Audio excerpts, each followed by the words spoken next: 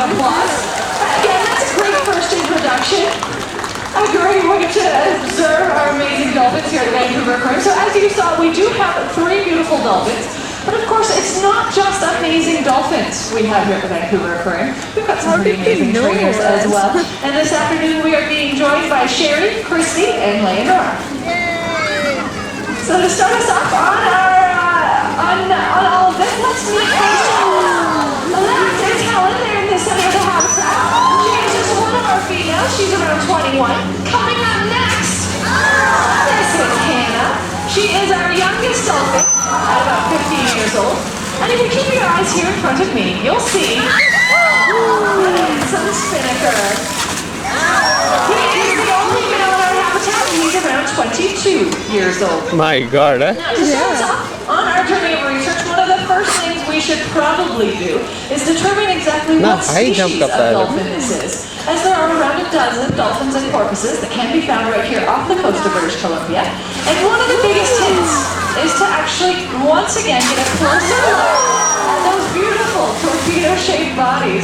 And it's that very unique coloration that we see on those torpedo-shaped bodies that tell us that today we are looking at Pacific white-sided dolphins.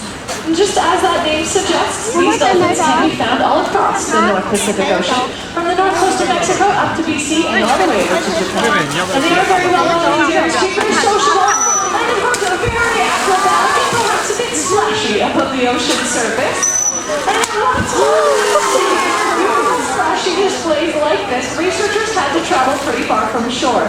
But for some reason, over the past 20 or 30 years, these dolphins moved a lot closer inshore, again giving us those great viewing opportunities. In fact, some of the ferries between Vancouver and Vancouver Island can get a great view of these dolphins as well. Certainly them coming closer is no complaint to any of us. And as these dolphins have been moving a bit closer, it's been a bit easier for researchers to try and observe individuals within those populations. Now usually it can be a bit tough for researchers. Very rarely they get a full view.